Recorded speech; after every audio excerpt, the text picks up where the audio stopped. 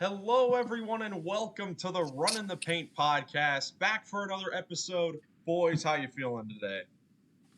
Christmas time is here. Doing great. Christmas! Christmas is a week from today. Nick, that was embarrassing. Oh yeah, Goggin, you'll embarrass yourself in the next 5 minutes. We'll just have to. Okay. Well, that's the Christmas spirit right here.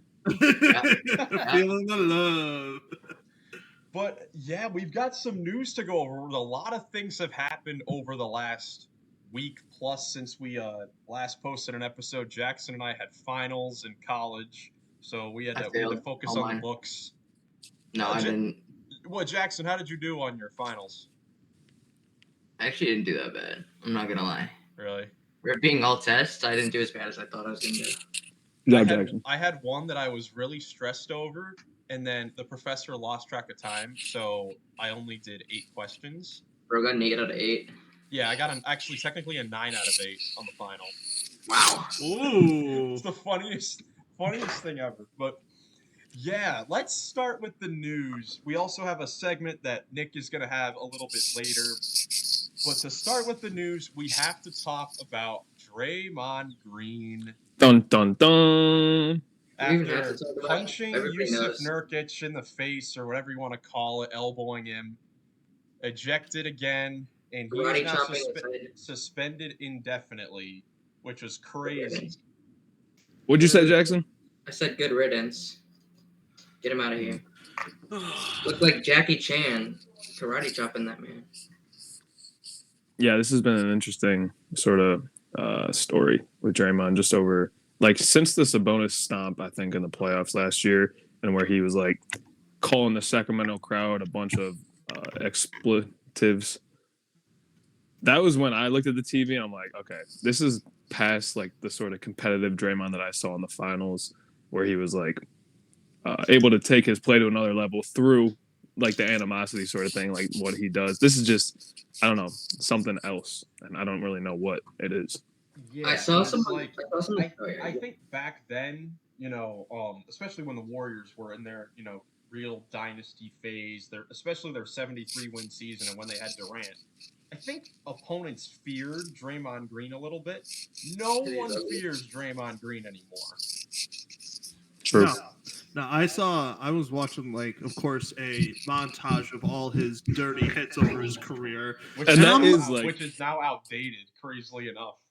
It's one of the best ways you could spend 5 minutes of your time. It was updated. No, it was a new one that someone made with the punch and all that kind of stuff. It's wild, but yeah. I was looking at it and I'm just the old ones were okay, they're just really hard fouls. I'm with you though, Nick. Ever since that Domantas Sabonis stomp, it's just sorry. Yeah, he used to do sort of tabletop deals where he would spear somebody and stuff, but now he's doing chokeholds and throwing haymakers. Yeah, now he's just fighting people. Now he's just actually just fighting people for no reason. Go ahead. I saw something, and this this might be biased, but I saw somebody say that Dillon Brooks is what Draymond Green wants to be, but he's not. Dillon Brooks is that villain role of the NBA, but he's not going around punching people or spearing people. Well, he's kicking dudes in the nuts. Yeah, that was one. I disagree with that. I disagree. I think that is biased. I see what you're saying though, and the fact that but it's as far as this season, he hasn't gotten into fights. Yeah. But let's not act like last year he didn't. No. But I think they were saying it more of this this season's perspective. Dillon Brooks wants to be that Draymond from a couple of years, those over the last 10 years, where he was physical, hard fouls, and where the defense pumps you up and it gets everyone going, and you fear him. Dillon Brooks has taken it a little less, obviously, but Draymond now is turned completely just off the wall. Just being someone who's watched games this year, Dillon Brooks doesn't commit hard fouls, especially not on purpose this year. He's been more he's just been more of a I'm gonna go out for the team and play good defense, and that's about it. I'm not gonna. Didn't him and Udoka just get ejected from a game? They got ejected last night.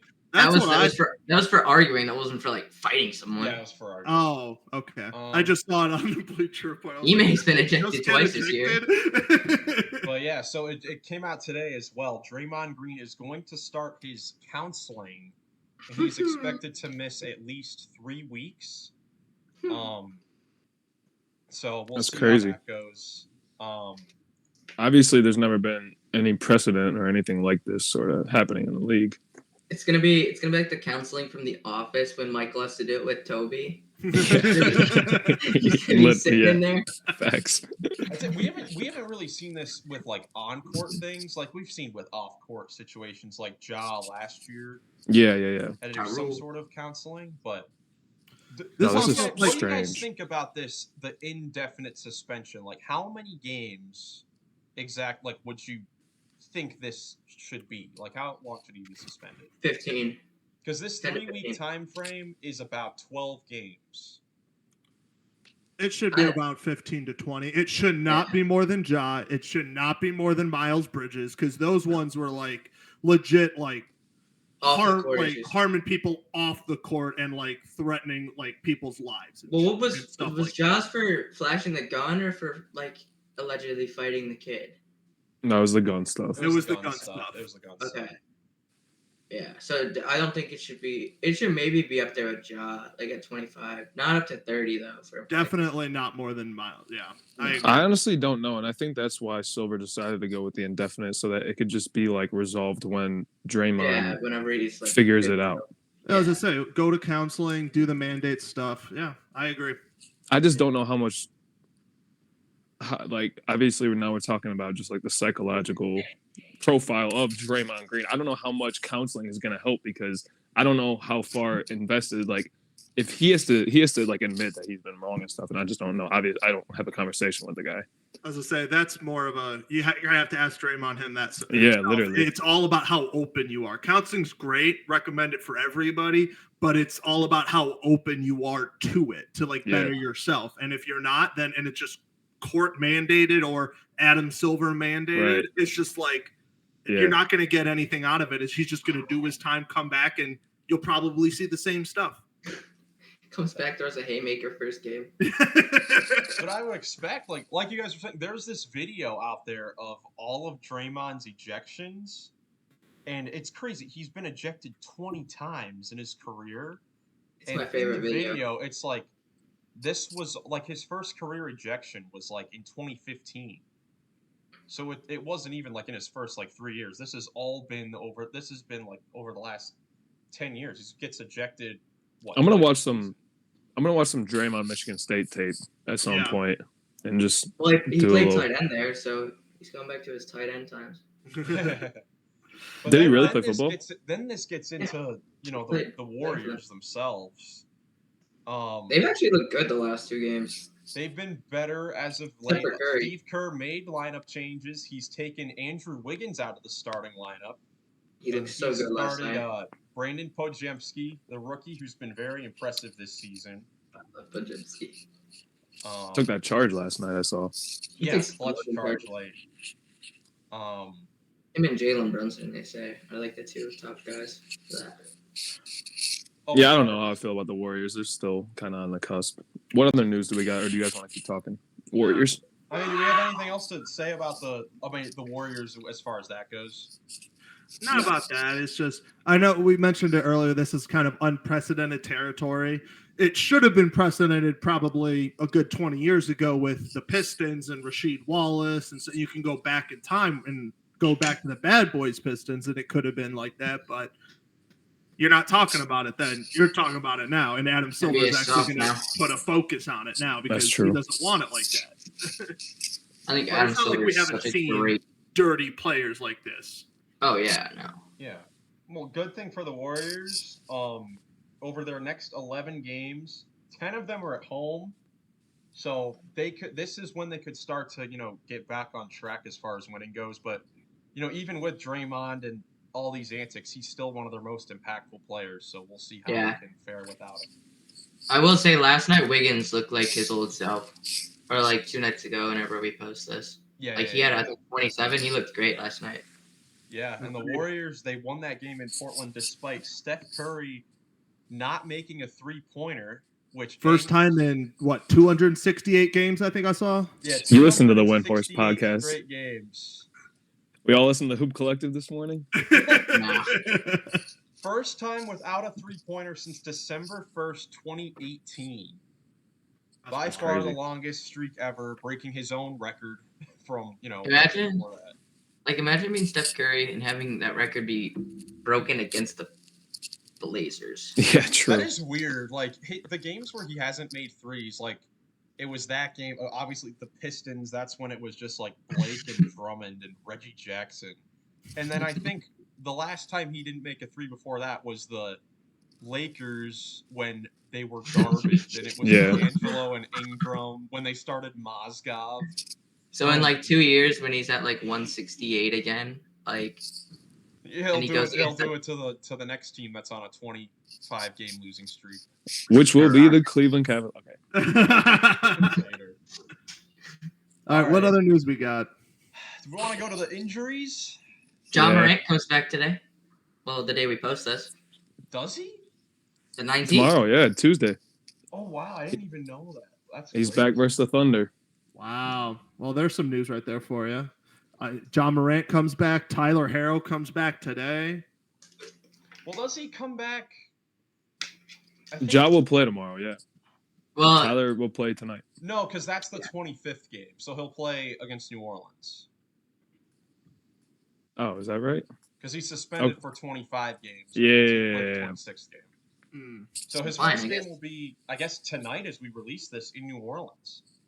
Wow. So we'll see if that's they can. crazy. If they lose to the Thunder, they'll be 6-19 when he, comes back. Oh, okay. 15-10, guys. 15-10. I was gonna say, I thought my prediction might have been a little off. They are 1-11 at home. Yeah, that's what's really odd. Like the Grizzlies are, that has to be the They don't worst have home fans. record. Like I watched the last game. They don't have any fans. There might have been 4 people at the game. It's almost like the Panthers game. If anyone saw that, I know it's football. $4 tickets. 45-cent tickets. There were 45-cent tickets. 45 cents and nobody came. I wouldn't have gone to that game even if I knew the outcome. It was 6-9. It was terrible. Yep. All right. Sorry. Awful. But yeah, I guess so. Well, I mean, I know we've talked about the Grizzlies, with Ja being out, if they can make a run to get into the postseason. I don't see that happening. You don't see it happening? It's Your gonna be 13 close. game is back already. It's gonna be close. Like- They're 7 back of the 10th spot. And it's not like this isn't the roster they had last year. Like they're definitely worse defensively, especially since obviously Marcus Smart's been injured. But I mean, Dylan Brooks might have been better for that team than we thought. True. Yeah, Agree with definitely. that. All right, let's talk about injuries. Let's I'm start. gonna let you guys handle this segment. Let's start with the Cavs. They lose Darius Garland for 4 weeks with a fractured jaw, and then it came out like less than an hour later. Evan Mobley, left knee surgery, out for 6 to 8 weeks. It's gonna be a rough couple of months. We'll see how this team can play. What do you guys think? Like, I've been seeing Cavs fans go crazy and say that, oh, this is a lost season. I think that's an overreaction. I don't agree. understand that point of view because those guys are both going to be back before the playoffs, and They'll probably be back before All-Star break.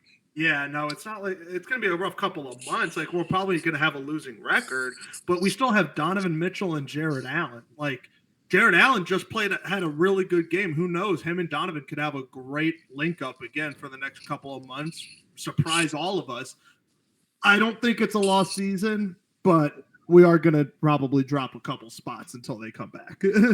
Probably gonna see Max Strus step up. Gonna definitely see CPJ get his minutes back, which is good. Okay. Easy. we'll see the Cavs be a bottom 4 seed, which is what I had them as going into this year. And one of those top 4 teams, they're not going to want to play the Cavs who have Donovan, Darius. They're not going to want to see like a good, healthy, full healthy Cavs team in the first round is going to be not like an easy sort of win. Yeah, no. I'm gonna be honest. I don't think the Bucks or Celtics care about who they see right now unless they see each other. Those two teams look No. unstoppable. We match up well, especially with the Bucks.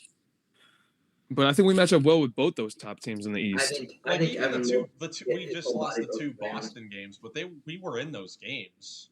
Yeah. I also don't like those games when it's when it's like two nights, two games, both at Boston. I've seen games where it's like, oh, you play the same team twice, but it's like one home, one away.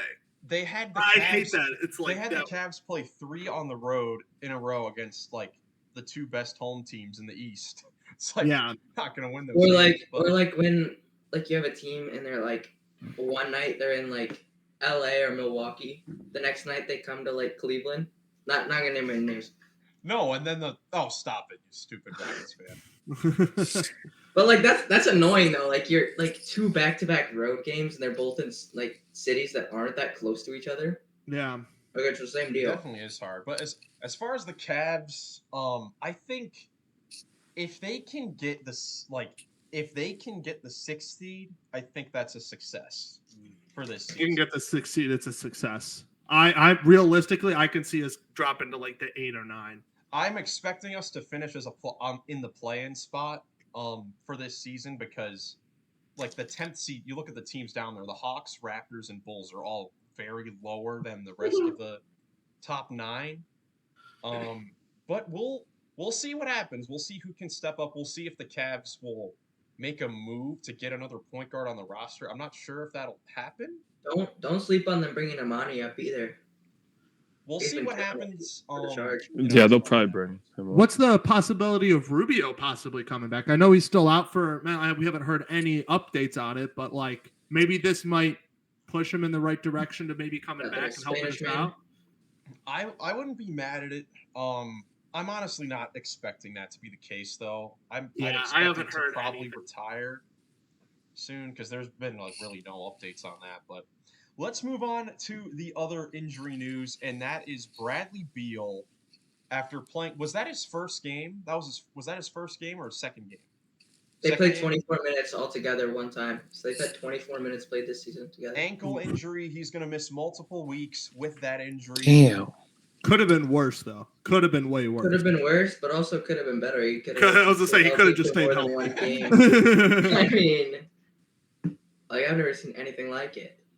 Actually, I have. Like, it's kind of like the Nets. Like, yep. Kind of. I mean, except I'd rather have Booker than either of the other 2 stars next to KD, and KD's playing better, I think, now than he was. KD's playing really well. Everyone's playing solid for the Suns team when they're in the lineup. Wait, so if they're the Nets, does that make Eric Gordon like James Harden? This was his 3rd game. He played against Golden State in their 3-point win. He was 5 of 12. He played 27 minutes. And then it was. Sorry. It was the 2nd game with the big 3 playing. Okay. Sorry. Yeah. The following night, after the Golden State win, they lost to Brooklyn. He was minus 11, and then he played 5 minutes versus the Knicks and got hurt. Made his 2 shots, though. He was 2 for 2 and a free throw. He had 5 points, 6 points already in 5 minutes. I'm not the biggest fan of the plus-minus stat because, like, at least for some people, like the bottom-tier teams with, like some people are balling for those teams, they still have minus. Like, they're still at a minus.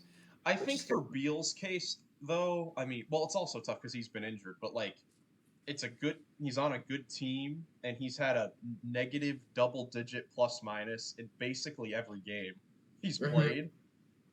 Yeah, he's true. also been injured, and they need time to gel. But it's like he's going to be out for a while as well. It's just tough for the Suns team, and it's been a bit of a weird season for them as well. Like they have a lot of losses on their record, especially at home. I want to say they're under 500 at home. Yeah, they're 7-8 at home. They lost their last home game. It's because the DJ goes too crazy. It's strange though, the plus minus. Club music, man. It's that club music, man. The plus minus stat is very strange. In this Brooklyn game, which it is very ironic that those 3 were first available for the first time against the Nets, which is where KD obviously came from.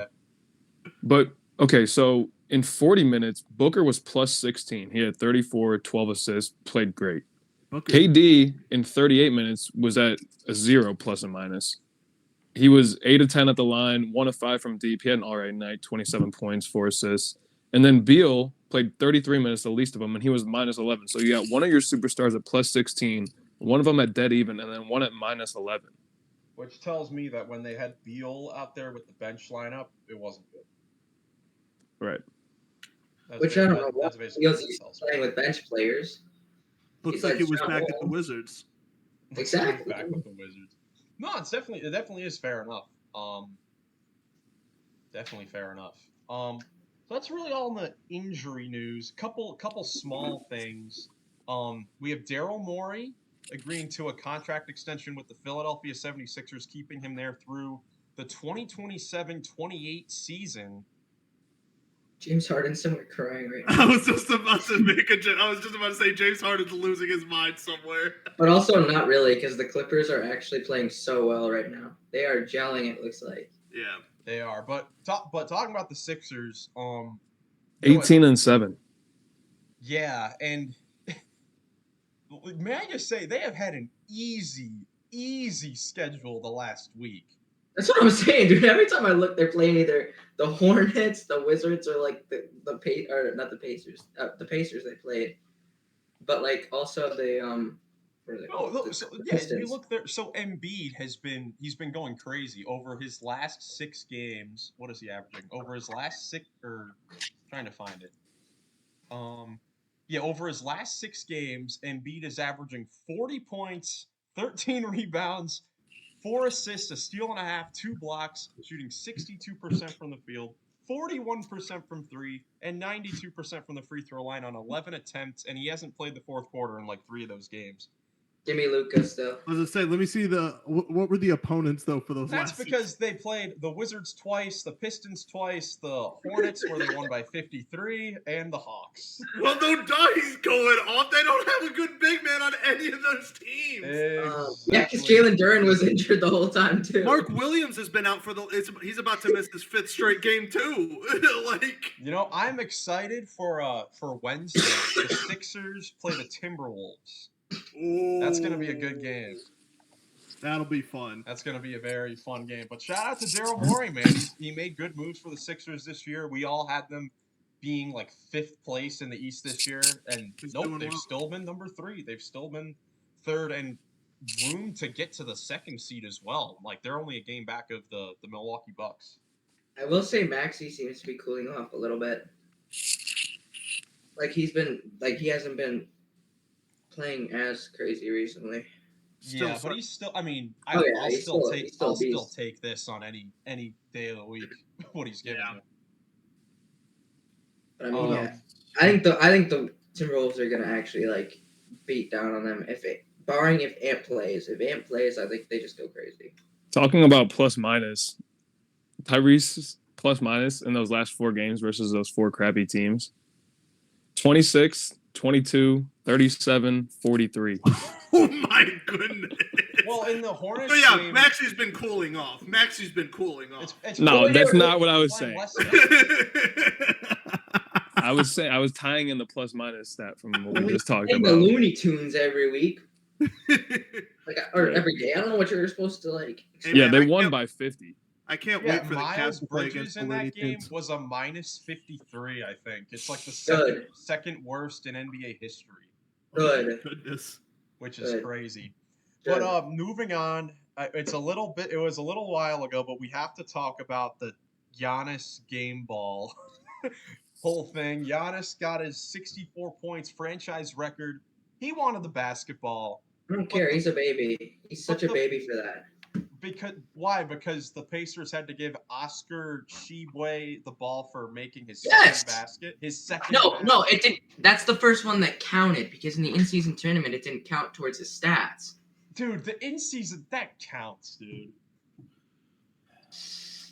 I think Mark Cuban had the best thing to say about it. He said, "Give the rookie his game ball. Give Giannis a signed, version of the box score. Sign the box score. Yeah, that's what they should have done. I think Mark Cuban's a genius. It's stupid. This is the dumbest conversation ever. It's a pissing contest between a rookie who got his first bucket and one of the best players in the league. Champion, MVP. give the Greek freak his game ball. Simple. Yeah, I'm not saying that. I'm just saying like it's stupid for him to want the ball so bad, and it's stupid for Tshiebwe to want the ball so bad. To me, I don't even know if Oscar wanted the ball that bad. I think the No, Pacers I don't even tipped him think off. so. They just, I don't know. it's just not a good look, in my opinion. I'm with you. It's just not a good look. It's not that big of a deal. I saw it on my social media. Yeah, I saw it on my social media the next morning, and I'm like, I was first trying to figure out what was going on because I'm like, game ball. Like, I saw Giannis had 64, like, game ball. And then the ball is in the Pacers locker room, and I'm like, okay, why don't we just, like, say forget it and move on? I don't know No, why. and that wasn't even the real game ball. That wasn't even the real game ball they had. I'm pretty sure the One of- Bucks, like when you watch the One video, of the Bucks security guards had the actual game ball. yeah, the Bucks guy got the ball. So he's just like Giannis is just a big baby for no reason. Yeah. Very strange. All right. It's Is like Is that all of our news? Well, a couple of 3-point milestones Oh, that's also with right. the Bucks. Damian Lillard becoming 5th all time in 3-pointers made, passing up Kyle Korver Legend. for Cavs all-time legend. 3-pointers made. And I'm actually curious. I mean, I'm sure you guys can quickly name the top 4. Who does Lillard have to pass? Well, he's not going to get number 1. But... Middleton. Ray, Reggie, Did Steph. you just say Middleton? Oh, I thought we were talking about for the Bucks. Isn't it Ray, Reggie, No. Steph? He's played there for half, not even. Oh, it's like Steph. 30 It's games. no, it's Steph, Ray, Reggie, and then Harden. Correct. Yeah. Congratulations, Yeah. guys. For the Bucks of Middleton. I thought he talked about the Bucks. No, he thought it was the... Yeah, Yeah, not even Dame 30 passes- games played for the Bucks. Yeah. Passes everybody else already. Wouldn't be surprised, man. When you look at this list now, like some I'm of telling these you. names are kind of interesting. Like Kyle Lowry is 13th, which makes sense, but like he could get in top 10 by the end of the Yeah. year. He hit 25. He hit like a 125th of the amount of threes that he made were against the Cavs at the game that me and Oh, Joey he were went- at. Dude, he was not missing. He literally had like 20 points at halftime. Yeah. I think he was 8 for 8 from deep in 2 quarters of basketball. It's like a normal Luka game at this point. 20 points at half. He had 20 points in the first quarter, like 2 days But- ago. Yeah, Okay, that's but like listen- a 30-plus-year-old Kyle Lowry. It was talking Kyle about. Lowry Yeah. doing it in front of us. We're not talking. Like- Yeah. And then, well, speaking of Luka, he became the youngest player to make 1,000 threes in NBA Oh yeah, history, I was watching that game. passing Jason Tatum. So that's a Headband Luka, man. Headband/father Luka might be the most unguardable player in NBA history. He really is something else. When he had that 29-point triple-double in the first half, or whatever it was, Yeah. that was incredible. That's nuts. Doesn't even make sense. And the Mavs they're still playing well. They're still 3rd in the East or in the West, 16-9. Thank you, Dante Exum. Dante Exum's been, man, he's had a really good season. Dude, he's playing like he did when you played against him in 2K, 2K that one Mike. year. Yeah. Man was like your rival. The best rival ever was the red-haired dude. I could never beat that guy in 2K. What was Red Dragon or whatever. the best rivalry in 2K? I'm sorry, is against what was it? B Fresh, that his best friend. One of the worst companions ever in 2K. Orange juice. Orange juice. Oh, geez. But that's all the news we got. Nick, Wait, did you say Duncan Robinson? Did you see his stats? He's like the what was it, like 300 threes or something like that in the least amount of games or something like quickest that. to get to like 900 threes, and he was the quickest to get to every other point. Each other 100. Yeah, Mm. it's nuts. He's a just shooter. But Nick has a segment for us today. Nick, explain. So excited. All right, yeah, no, for sure. So this is called buy, sell, hold. Pretty self-explanatory. I'm going to give you guys a topic or a team or a player. You guys are telling me if you're going to buy what I'm saying, if you're going to sell what I'm saying, if you're going to hold on to and wait for a little bit more information to come from the rest of the season and then make a decision about that. So I'm gonna first target. So I got 4 of these, and the 3 of them are all. I got one for Joey, one for Goggin, one for Miles. But you guys can all talk about it after. I just want to hear them first, and then there's one that we can all talk about to end it. Sweet. All right. I like All right, this. so this first one is to Joey. And I want to know if you are buying, selling, or holding on to the idea of the Cleveland Cavaliers making a midseason trade involving Donovan Mitchell.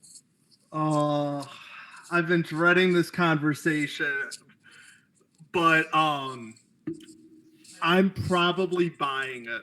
Unfortunately, I want to keep Donovan Mitchell more than anything, but the way it's going, especially with these recent injuries and the way we've been playing when we have been healthy this year to start the year, it's honestly, I wouldn't be surprised if he's not going to re-sign this offseason. And if he's not re-signing this upcoming offseason, we're going to trade him before the All-Star break. So I'm probably buying that. Bye. Bye. I don't want to, but I'm going to have to. I think I'm buying that one. Bye.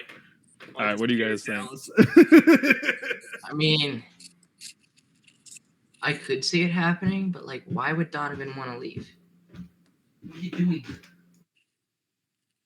Great talk, Goslin. Great Yeah. talk. Great talk. Why would he want to leave? Cut. No further explanation needed. Miles, what do you think, bro? Is he on your guys' screen? No. No, He I left? think his brother keeps walking in. Oh, so I got you. So this That is in fact true. But no, this is an interesting conversation. Like, I don't think it's going to happen this year because he has another year on his deal. So if we were going to trade him midseason, it wouldn't be this year; it'd be next year. Yeah. I personally think. But I don't know, because the thing is, the Cavs, when they traded their draft picks to get Donovan Mitchell, the only one that they kept completely unprotected with nothing that they still have is this year's pick. So if they wanted to sell, this would be the year to sell. But I don't think that that's going to happen. I don't see how the Cavs benefit from trading him, because whatever team you're going to trade him to, like, Has the leverage. I think that Donovan Mitchell is more likely to sign in Cleveland than any other place you were to trade him to, unless it was the Knicks. Yeah. But even then, like, I think that Donovan he has a better chance of winning in Cleveland than in New York. Because in New York, you have so much ball handling. There's only one basketball for Brunson, Mitchell, Randall. I would guess Barrett is in the trade, coming back if we were to trade him. But that's three guys that all need the ball. I don't think we trade him to New York. I think he'll sign there in the free agency when he finally hits it. I think I've heard rumors or barely saw it, but I could. What if we trade him for like a Zach LaVine and like a pick or something like that? Because Zach LaVine's still got a couple more years on his contract. I would still max out this team's potential with Mitchell than LaVine, because LaVine is basically a Mitchell light, if you want to call it like that. Mitchell is just so much better, and I think that you play it out with Mitchell. But if you get the sense that he's gonna leave, then you make the move next season, not this year. Hear me out. Yeah. What if the Cavs trade Donovan Mitchell to the Jazz for Markkanen, Sexton, Agbaji, and picks? Man, dude, that's says no? genius. Who says no? Big brain move right there. I think we would fire Kobe Altman on the spot if that happened. Well, because it just came out that the Jazz are looking for a Mitchell or Gobert-esque return as far as draft picks go with Lowry. They want like 5 first-round picks for Markkanen. That's just not going to happen. A little nuts. You never know, though. Danny Ainge has never lost a deal. True. Danny Ainge is a genius. He usually gets what he wants in a trade. So no, he's no Sam Presti. Let's. No, you're right. He would never trade James Harden. Yeah. All right. Actually, wait. Think about this. What if could the Thunder be a possible suitor for Donovan Mitchell with all their draft capital and with like a Josh Giddey with picks or something. Oh, we're not taking Josh Giddey. I'm sorry, not with who right No, now. no. That's why Not I don't, with what's I don't going even, on right now. I don't even like entertaining the idea of a Donovan Mitchell trade because I don't think the only place I see it really making sense is the Knicks Yeah. for both sides. Okay, that's fair. All right, Nick. What? Next Who topic. else? Next 5 All right. holes. This one is for Mr. Goglin. Oh, God. And Goglin, I would like to know if you are buying, selling, or you need to hold on and see a little bit more. The idea of Tyrese Halliburton as the NBA MVP this year. Oh, I buy that 100%. 100%. No, listen, and that's only if the Pacers keep winning and if he keeps playing how he's been playing. I think if the Pacers finishes like where are they at now? They're 7th. The top 8, yeah. If they move up to say like 4 or 5, I could see him winning MVP because he's like they have a lot of other good players, but like he stands alone at the top of that team. It's like he's carrying them right now. Like I think Aaron Nesmith's playing good. I think you have Buddy Hield hitting his threes obviously, but like Miles Turner. But like outside of Halliburton, he doesn't have that Robin. Like he's Batman, but he doesn't have that Robin like all these other guys have. Like Jokic, MVP front runner, like an MVP type front runner. He's got Jamal Murray. Joel has Tyrese Maxey. You have Giannis with Dame. I mean, every one of these top guys for MVP has their Robin, and he doesn't have that. So if he leads them to a 4 to 5 seed without that second guy, I don't see why he shouldn't win it. He would deserve it at that point to me. I couldn't agree more, Goglin. And one of the main reasons I agree is because one of the biggest problems I have in not just the NBA, but in almost all the major sports, when you're talking MVP, yeah, if you're doing like legendary stuff stat-wise, aka like a Shohei Ohtani in the MLB, it's understandable. But MVP stands for most valuable player. I hold most valuable. If you take that person off the team, what happens? You take Halliburton off that team and replace him with maybe like a B tier point guard. What's going to happen? They're like a low play-in team, maybe not even making the play-ins. You take a Shohei Ohtani off the team, and what happened? They missed the playoffs, and what happens? They missed the playoffs. Okay. The Angels never make the playoffs. Let's start. But that's just like the way I look at it for most valuable player. And I 100% agree. Halliburton, if he leads them to like a winning title, he should easily get. And if his stats also do compare with the Embiid, Giannis, and Jokic, I don't see why he shouldn't be like a finalist for MVP. I agree. Like he's gonna lead the league in assists. He's gonna be a 25 point per game scorer on amazing splits, most likely at the end of the year. I don't see a world where he doesn't win it if he's a 3, 4, or 5 seed, like I said. This might be one of your best takes ever, Goglin. I don't know. Miles does not look like he agrees. Yeah, Miles is about to ruin it. Miles is about to lay the hammer down. Here's the thing. I both agree and disagree. Hater. Because I agree with everything you guys have said on what the award is. It's most valuable player, and he is the system for the Indiana Pacers, who have been terrific this year. Never played on. But when you look at the past and who the NBA awards it to, I don't know if he would win it over some of these other guys. Now, I think that Halliburton could definitely be a finalist at the end of the year because he's been great and he's been leading this Pacers team. But I don't think it's weird. The NBA doesn't give most valuable player usually to the most valuable player. They usually give it to the best player. Well, that's how it's going to be in every single thing, other than like. Right, exactly. I think the MLB does the best. I'm not going to lie.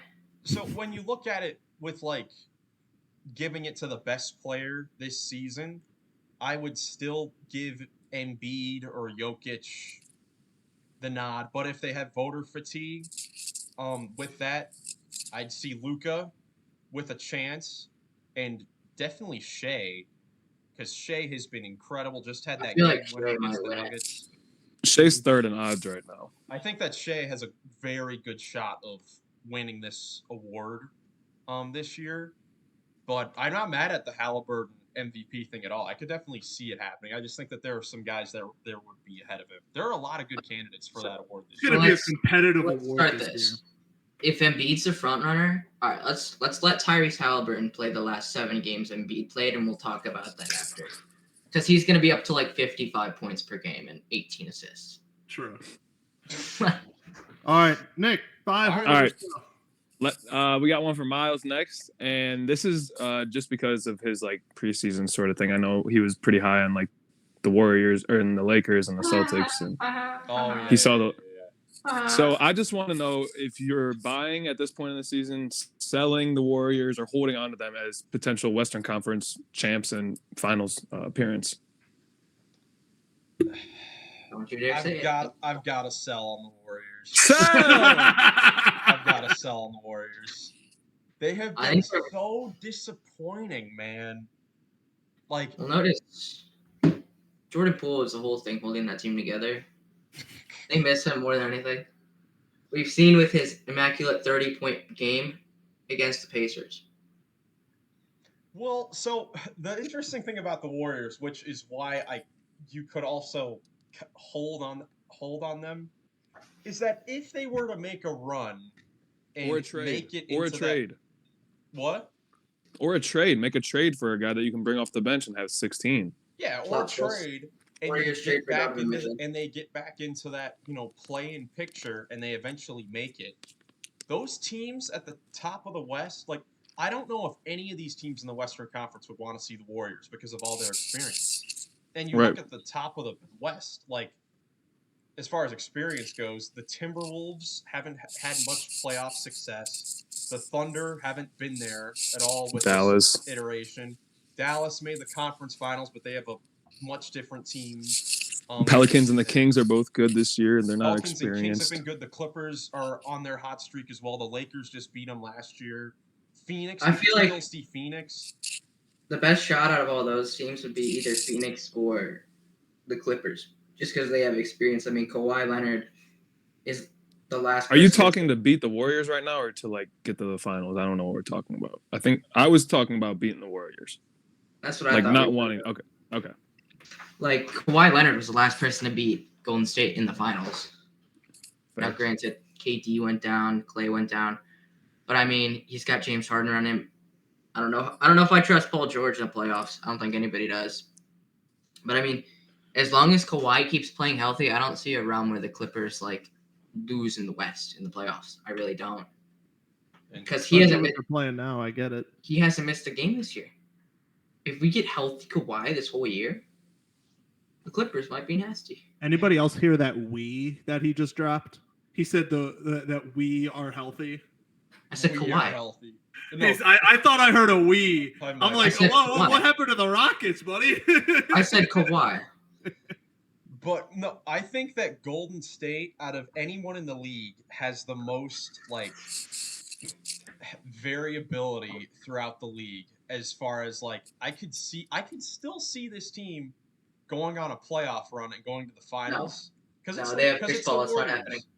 Because it's They the have Chris Warriors. Paul. If Steph, Clay, and Draymond put their magic together again for one last run, you can see it happening. But No. I have the script. I know what's gonna happen.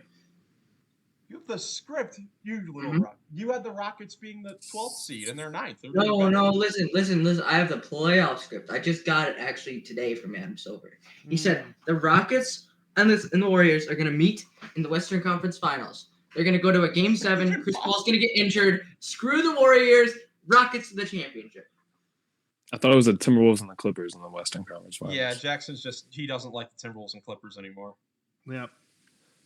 I don't know. All right, what's the last one for all of us? Yeah. Okay, so I just want to know your guys' opinions on the best duo in the league right now, because in the playoffs last year, it was Jamal and Joker. Now we said a couple of them. You got Book, KD, Bron, AD, Bam and Jimmy, Luka, Kyrie, You're not even gonna mention Damon Giannis at all. Damon, Giannis. There's other ones too that we talked about earlier in this pod. Tatum and Brown. Jaylen Brown's a garbage man. Jaylen Brown is so overpaid. This is, It's I mean, Okay, we could Jackson, talk. Stop it. This conversation could probably go on for 30 minutes, but there are just so many good duos in the league. I want to know who you guys think who's your buy duo that it's the Bucks. Damon Giannis. Mm-hmm. I think for me it's KD and Book because the way that they play off of each other, and I just think that their offensive games really mesh very well together, even more so than a pick and roll like Jokic and Jamal or Damon Giannis. Just the fact that they can both get downhill, get to the rim, bury someone and get a layup, or kick it out to the teams or their teammates on the wings and stuff. I definitely think that's undisputed 1A, 1B right now. Like, at least in my opinion.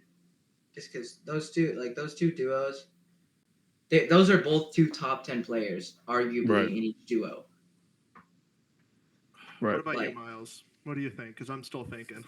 Well, another duo of two top 10 players, two potential top 10 players that I don't think we've talked about or mentioned once is LeBron and AD. I said that, but it was like very slight. Why did you slowly? I didn't hear you. But LeBron isn't it? I guess no. Those are two potential top 10 guys. What are you about to say, man? That's what dude's about to go. LeBron is actually the 21st player in the league according to Big. We have clips of it. Luka at 19, Shea at 20, LeBron at 21. But no, the Lakers. That's still one of the best duos. It's a championship duo that we've seen before. I mean, I guess it's a different thing when you're talking about like teams and their duos, because as far as like teams, the Lakers' lack of 3-point shooting scares me.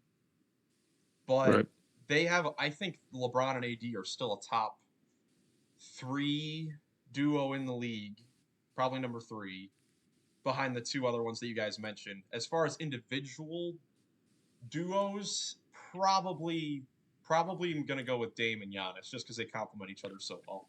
What about Joel and Tyrese? That's another good one. That's another really good one. There are so many around the league, man. Yeah. I would probably, just because they haven't had their fully healthy team, and obviously with Beal out, I'd probably have to go KD and Book. Just because Book's insane, KD's having a stellar year with him being healthy and stuff. However, Giannis and Dame are unstoppable right now. So I agree. It's like a 1A, 1B type thing. We should do this as most dangerous duos, though. Because most dangerous, I think it's Dame and Giannis. Then I think it's Book and KD. And I think third, can't forget about, Ant and Karl Anthony Towns. That duo is nasty. We saw what? 2 nights ago? They're not, those two aren't it. They don't even compare with LeBron and AD. I don't think. They don't compare with Jamal and Jokic either. I'm saying the most dangerous. When those two are both on, we've seen they combined for 77 points 2 nights ago. Hey man, when Donovan Mitchell and Jarrett Allen are on, they are one of the most dangerous duos in the league too. Like it doesn't matter. Like any of these guys are all can be on their game and be top 25 players. Jackson. Well, two things. One, Cat to me has become like the number 1 player with like, I'm gonna wait until I see it with Cat because he disappoints in the playoffs. So I'm gonna hold off on really believing in Cat until I see it actually happen. But to his point, it just made me remember. What do you know? What the highest scoring backcourt is in NBA history for one game? LeBron. Oh wait, no, LeBron's a small forward. Who was Kobe's partner when he had 81? Yeah. Derek Fisher? No, Kobe and Smush Parker. Yeah, exactly. Yeah. Whoever that was. Kobe with 81, Smush with 13. Yeah, 13. That's great. Dude, that's a great dominant duo. One of the most dangerous duos when they're both on. No way. But so ending with the duos, I'm going Dame and Giannis. What are each of you guys going with? KD and Book. KD Book. Wow, so no one's got Jamal and Murray. Or Jamal and Murray? Jamal and Jamal Jokic. and Yeah, Murray. Agreed. that's another candidate for like. I mean, are we talking maybe- about regular season or just in general? Because I think regular season, I don't think those two are a top duo. Just because Especially right now. Especially Yeah. right now for recency bias, I would have to give it to the other two. Giannis, or not Giannis, Joker and Jamal are definitely a top 5, like throughout the if you Playoff. count the whole season. Yeah, I think if you're going just playoffs, I think they're probably number 1, maybe. they could LeBron. they could even be top 2. But like regular season and playoffs, I think they're probably like 3 or 4. So it's definitely Katie and Book, Dame and Giannis, Jamal and Joker, and Brown and AD. Those are the top 4 duos. We're not even naming the best Nuggets duo, by the way. Reggie Jackson and DeAndre Jordan might be the greatest duo of all time. Honestly, I have When to they agree. get this, when they get this stuff together, those two might be the greatest duo ever. It just shows like how many great duos there are in the league. Because like even like we haven't even mentioned like the Kings, Fox and Sabonis is a great duo. Brunson and Randall for the Knicks is very good. Randall's not taking every shot ever. Yeah, like there are so many duos, like even lower end of these Yeah. conferences. Like Butler and Bam, they just went to the finals and they're Yeah. Are they even What a about- top 10 duo? Like They're on my paper. I mean, you have Zion and BI, you have Cam Thomas and Mikal Bridges even. I mean, That's how you have to win. You got to have you have to have at least 2 insane players that can gel really, really well. And if you do that, the possibilities are endless. even if like the stats aren't that crazy, because like for the Magic, Paolo and Franz, their numbers aren't that crazy, but they just play great team basketball. What Yeah. was it when they played the Cavs? I was watching it, and I think I saw because it was on the League Pass, and I saw that it was both of those guys are within averaging a point of each other. Like one was averaging 21, one was averaging 20. Like Yeah, the stats aren't 30 plus, but they're both averaging 20 plus points. I mean, can't ask more than that. I'm looking at this right now. I think every single team has like a good duo besides the Blazers right now, Spurs, I think Rockets. Jazz. Hornets, You sound stupid when you say that. the Hornets. Freddie and LP are great. Yeah, the Hornets. Freddie and LP are not in the Yeah. same universe as Brown, AD. No, Jimmy but I'm Butler. saying that's at least a duo that they can lean on in games. I'm not saying like it's a crazy top tier It's a duo. good pick and roll duo at the end of games. I don't know. But I I, mean, I like the Pistons don't have Boban any- and LP duo better. Boban and LP. I like that Okay, duo No, but better. Jackson, can't you're right. Like when you look at duos now, like I mean, the Spurs don't have one. The Wizards, I mean, not really, Cool because and JP Kuzma. stinks. Poole and Kuzma, they just don't mesh. Cool boy and Jacuzzi. Oh, I mean, the man. Raptors, Pascal and Scotty, even like the Bulls, Levine and DeRozan. I mean, every team like the Pacers, Halliburton and Halliburton. dude, shout out to Kobe White. He's been balling for the Bulls. Kobe White might be the greatest player ever. Yeah. He's been making them better since Levine hasn't been playing, Yeah. Because Levine's a garbage man. which is crazy. But that was that buy, sell, hold. That's Yeah. a good section. I love it, man. I love it. Wait, why are we disrespecting Paul George and Kawhi? Yeah, we True. didn't even Good mention point. that, did we? Good point. Luka Yeah. and Kyrie as well. I said Luka and Kyrie. Shea and Chet. Shea- Well, all those guys. Shay's I didn't say that one. Shay's gonna be the best defensive guard. Chet's gonna get 12.5 blocks a game. Yeah. It's confirmed. All 8 right. blocks is insane, by the way. All right. I got one more thing before we go. I want to ask you guys a question here regarding the awful Detroit Pistons, who No Wingstop for you. who are currently on a 23-game losing streak, which is close to the longest one in NBA history. If I you mean- guys I could say their schedule right now.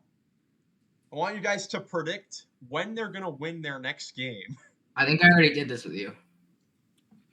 Well, so their upcoming schedule, there's one in here that they definitely could win, but they play the Hawks tonight, Not gonna win that. then the Jazz. That Nope, might be their not gonna- only shot because Are they playing the Jazz at home? Yeah, Jazz at home. Then Hawks they at home have maybe. tonight? 2 in a row against Brooklyn, Boston, Toronto, Houston, Utah, Golden State, Denver, Sacramento. Wait. They're not winning wait. until the new year. They're not No, winning no, until the new year. no, I'm sorry. Miles. Do they play Houston at home or away? They play in Houston. Houston. Okay, so Houston's gonna win that. I was gonna say if it's away, that might be their best chance. I think they'll win one of the next 2 games, either versus the Hawks tonight or versus the Jazz. The Jazz. Yeah. I say they don't win until the new year. I It think they'll looks win one of weird. the next 2. Like I'm on Google looking at the standings. It looks weird. It says L23. It just looks so funny It to me. looks so weird. When the Spurs were on their losing streak, it's like just the fact that the 2 highest paid coaches in the league were on a combined 40-game losing streak. That's like a wildest stat. Yeah, that's embarrassing. I think the Pistons will finish with the worst record in NBA history. NBA history. I I mean, agree. they're on pace to win what, like 7.5 games. That'll easily be past what was it, the Charlotte Bobcats or Hornets, whatever. I mean, like they couldn't even beat the Wizards. How are we expecting them to beat another team this entire season? I mean, Well, all right, January 10th, it's the Pistons and the Spurs. That's their best chance. They will not win until That's their best January chance. 10th. They are going to win January 10th, but that's the next time they win a game. I'm calling and it then right no, now. and here's their 3-game stretch. They got the Spurs and they got the Rockets at home. So the Rockets are And away. the Wizards. And the Wizards. So I could very well They're see gonna them go winning from all like- 3 of like- those They're games. going to go on from like a 30-game losing streak to like 3 wins in a row. Yeah, because then they play the Timberwolves, the Bucks right after that. So Oh, yeah, and then Jackson and I, we were looking ahead at the schedule. The Pistons and Spurs also play each other the final day of final the game. season. It's gonna be Why would be they play the final number day one of the odds. season? It's That's going it's to be the number- worst game of the season. But No, I Victor's think gonna have. that's all we got. You guys got anything else? Nope. No. That's it. All It's a big right. day Well, today. if you enjoyed this video, a like rating would be greatly appreciated. Subscribe for more NBA content. Leave comments below with your thoughts on all these news, the injuries, the buy-sell hold from Coach Cove. Shout out to snow. It's finally snowing. True. Oh, man, it is coming down now, too. It is It's coming finally down. snowing. But yes, thank you guys so much for watching. Hope you have a great rest of your day, and we will catch you in the next one. Bye.